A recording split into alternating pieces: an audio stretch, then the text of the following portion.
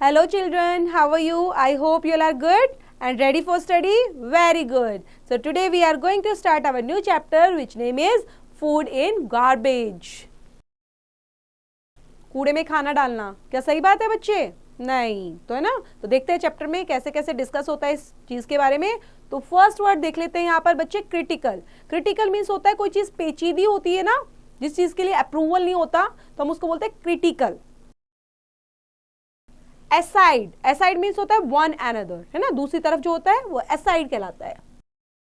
फॉकटेल, traditional stories जो होती हैं बच्चे, we can call it folktale. Ultimatum, ultimatum होता है वार्निंग देना। एंड एपिटाइट, जब हमारा पेट खाना मांगता है ना तो क्या हो रहे हैं, हम भूखे हो रहे हैं, तो it is called appetite. Let's begin बच्चों। Very good. So the bell rang for the recess, and with this the students spread out in the last lawn. Some headed towards the water taps, while most sat in the grass to have their lunch in the winter sun. Saran and Madhur also had their books in their hands as they had to appear in the test soon after half time. Saran looked at the food in his lunch box and made a face. The same parantha with pickle? It's always the same lunch, he said to his friend Madhur. अब जैसे bell है ना, recess की bell होती है ना, तो आप लोग भी तो ऐसे ही भागते हो। तो जैसे ही रिसेस की बेल बजी तो क्या होते हैं बच्चे, भागने लग जाते हैं एक लार्ज टाउन के अंदर। ठीक है, लार्ज लॉन जो बना होता है, आपका ग्राउंड होगा, वहां पर चले जाते हो। कुछ अपना वाटर टैप्स के पास चले जाते हैं, ठीक है, हाथ हैंड वॉश करने के लिए उधर भाग जाते हैं। कुछ ग्रास में बैठ जाते हैं, घास में, वहीं पे लंच करने के लिए विंटर सन के नीचे। देन जो सरन और मधुर हैं, जो यहाँ पे कैरेक्टर है बच्चे, सरन और मधुर, तो वो भी वैसा ही करते हैं। ठीक है, उनके हाथ में क्या है, उनके हाथ में बुक्स हैं in their hands as they had to appear in the test। ठीक है, क्योंकि उन्होंने टेस्ट वगैरह दिया होगा, आफ्टर हाफ टाइम के बाद उन्होंने टेस्ट देना है, तो वो अपनी साथ में कैरी करके ले जाते हैं बुक्स को। अब जो सरन है वो अपने खाने की तरफ देखता है, अपने लंच बॉक्स को ओपन करता है और मुंह बना लेता है, मेड अ फेस, और क्या बोलता है, सेम परांठा विद पिकल, हमेशा सेम ही लंच रहता है, और ऐसे अपने मधुर फ्रेंड को बोलने लग जाता है। Madhur gave his own lunch a critical look and growled, you think that's bad? He said, I have got bread and jam again. It's the third time this week. तो मधुर क्या बोलता है, मधुर बोलता है gave his own lunch। ठीक है, लाओ मुझे अपना लंच दे दो। इसको आप क्रिटिकल लुक बोल रहे हो, और इस तरह से वो थोड़ा सा गुस्सा भी हो जाता है। You think that's bad? क्या तुम ऐसा सोचते हो बेकार है? और आई हैव गॉट, मुझे क्या मिला है, मुझे ब्रेड और जैम मिला है दोबारा से, और ये थर्ड टाइम है वीक में कि मुझे यही मिल रहा है। They pushed the food aside. It appears as if our mothers have forgotten all their culinary skills. We can get something at the burger shop after schools, Saran said. They concentrated on studying for their English test instead of eating. English was next period, and Mr. Tyagi had a reputation for giving tough tests. When the bell rang, they dropped their uneaten lunches into the garbage bin. Mr. Tyagi was standing nearby. Not hungry, guys? He asked. They shook their heads and hurried off to class. When the test was over, there was still 10 minutes left in the period. Mr. Tyagi stood up and looked at his wristwatch. Students, we have some more time yet, and it's been long to have told you a story before I have today, he said, leaning against the desk. I had liked to share an old African folk tales with you. I suppose you will find this one interesting. अब क्या होता है बच्चे, वहां पर उन्होंने मुंह वगैरह बना लिया, ठीक है, खाने को देखकर, और वो आपस में बात करने लग जाते हैं कि जो मम्मी है ना वो तो अच्छा सा खाना बनाना ही भूल गई है, कुकिंग ही भूल चुकी है। कल क्या वर्ड है बच्चे यहाँ पे, कुकिंग। ओके, तो वो कुकिंग स्किल्स भूल चुकी हैं और हमेशा वही खाना रिपीट करती रहती है, परांठे, ब्रेड जैम, तो ऐसा और बेकार खाना है। और वो अपना क्या करने लग जाते हैं, अपनी टेस्ट की प्रिपरेशन करने लग जाते हैं, उस पर कॉन्सेंट्रेट करते हैं अपनी स्टडी पर, क्योंकि नेक्स्ट पीरियड इंग्लिश का था और इंग्लिश टेस्ट उनको देना था। तो वो खाने को भूलकर और सीधा अपनी टेस्ट की प्रिपरेशन करने लग जाते हैं। अब जो इंग्लिश पीरियड था, नेक्स्ट पीरियड, मिस्टर त्यागी जो थे वो उनके इंग्लिश के टीचर थे। अब इंग्लिश के टीचर उनको एक टफ टेस्ट, मतलब उनको लगता है कि जो मिस्टर त्यागी हैं वो हमेशा टफ टेस्ट ही बनाते हैं और चलो उसका पढ़ लेते हैं। और जैसे ही घंटी बजती है तो दोनों के दोनों अपने बिना हुआ खाया हुआ जो लंच होता है बच्चे, अनईटन लंचेस जो होते हैं, उनको गार्बेज बिन के अंदर डाल देते हैं।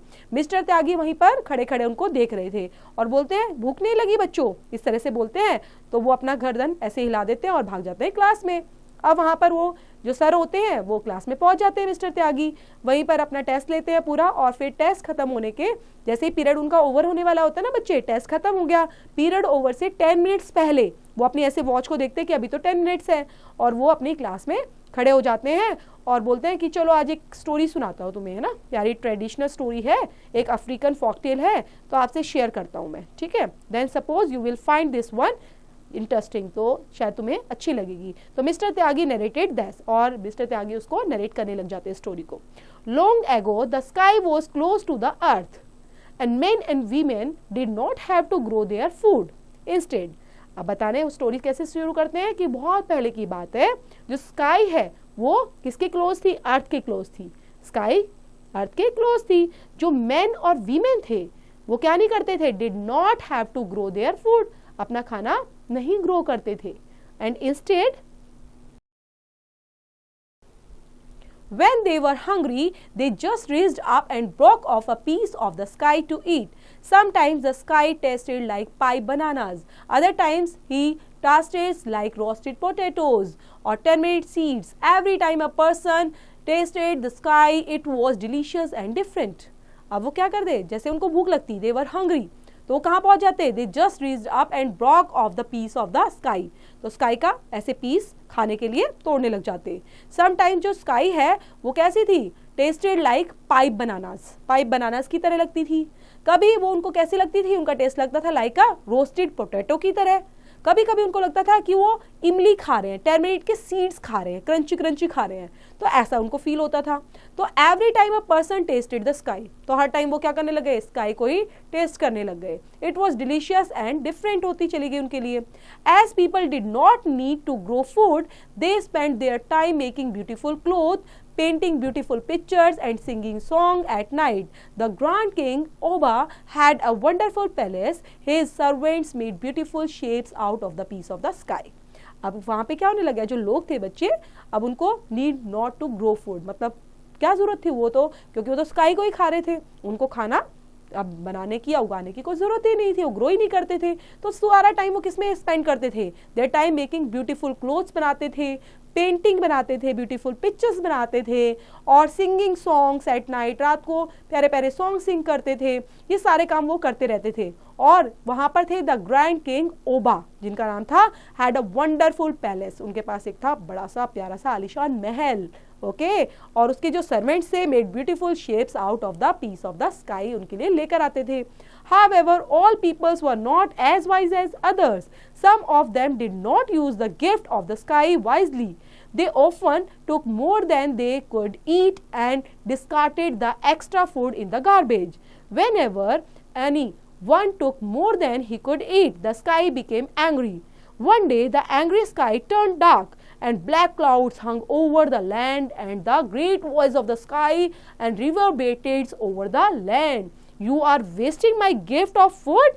I warn you not to take more than you can eat. I don't want to see pieces of me in the garbage anymore. You all must be wise or I will take my gifts away. That's the ultimatum. अब उसके बाद क्या होता था, अब वो खाने को वेस्ट करने लग गए। पीपल जो थे वहां पर वो इतने वाइज तो थे नहीं, इतने उनके अंदर बुद्धिमानी भी नहीं थी। वाइज क्या होता है बच्चे, बुद्धिमानी होता। तो some of them did not use the gift of the sky, मतलब ऐसा नहीं समझते थे कि हमारे लिए गिफ्ट है जो हमें दिया गया है, वाइजली देते हैं हमें, स्काई से मिलता है हमें, वो उसको खाते नहीं थे। Even discarded the extra food in the garbage, और जितना खाया खाया उसके बाद पता था कितनी बड़ी है स्काई, तो ना उसको तोड़ तोड़ कर खाते रहेंगे, और वो एक्स्ट्रा फूड को कहाँ डाल देते थे, गार्बेज के अंदर जाते। जब भी वो ऐसा करते, one took more than he could eat, the sky became angry, तो जैसे ही वो तोड़ते और स्काई क्या हो जाती, गुस्सा हो जाती। तो एंग्री स्काई जो है एक बार बिल्कुल टर्न डार्क चेंज हो गई, और ब्लैक क्लाउड्स आ गए, हंग ओवर द लैंड, पूरी लैंड पर, और वहां पूरी आवाज निकाल रहे, great voice of the sky, जहां पर वो बोल रहे थे ओवर द हैंड, अगर you are the wasting my gift of food, अगर तुम ऐसा करोगे, मेरा जो गिफ्ट है, ठीक है, जो गिफ्ट क्या है मेरा फूड, उसको वेस्ट करोगे, तो मैं तुम्हें वार्न देती हूँ कि मैं तुम्हें कभी खाना नहीं दूंगी। Then you can eat, I don't want to see pieces of me, और मैं नहीं दे सकती कि मेरे किस तरह से पीसीज होते हैं, और उन पीसीज को करके तुम गार्बेज में डालते हो।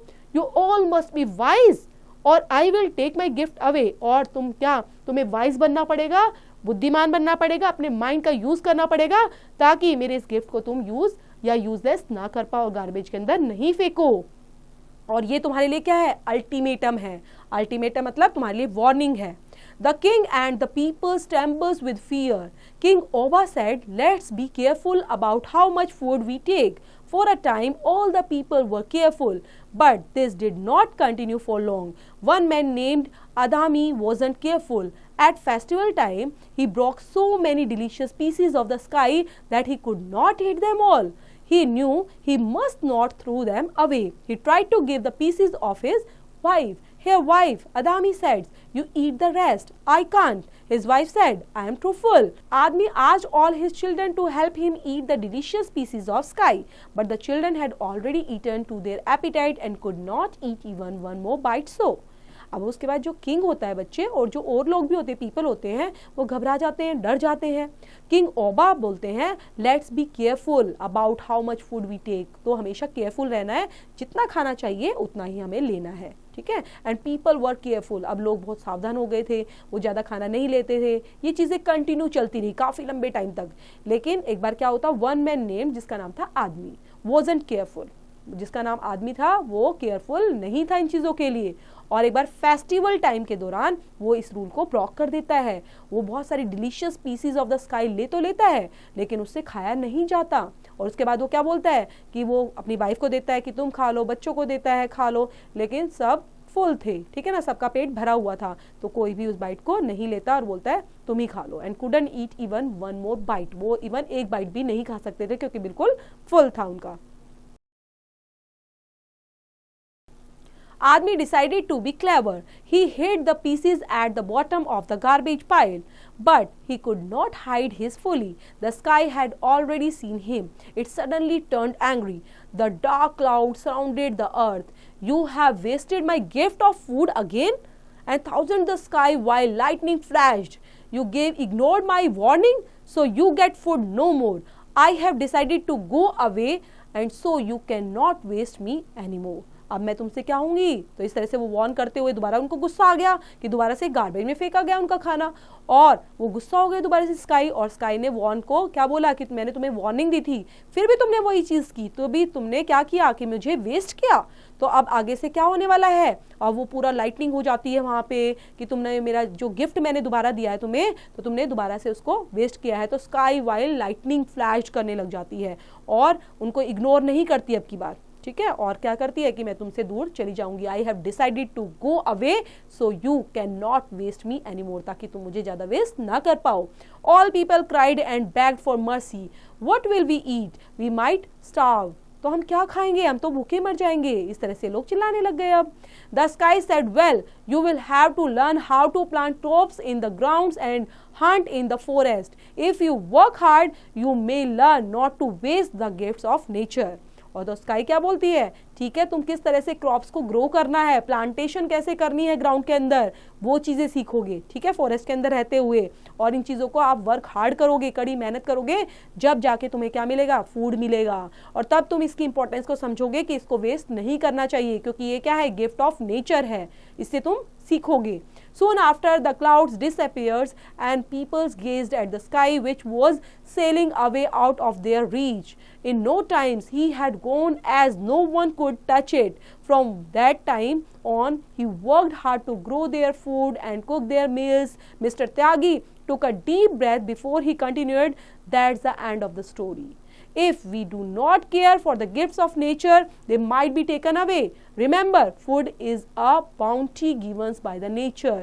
And much like air and water, if you waste them, maybe they would become insensible for you."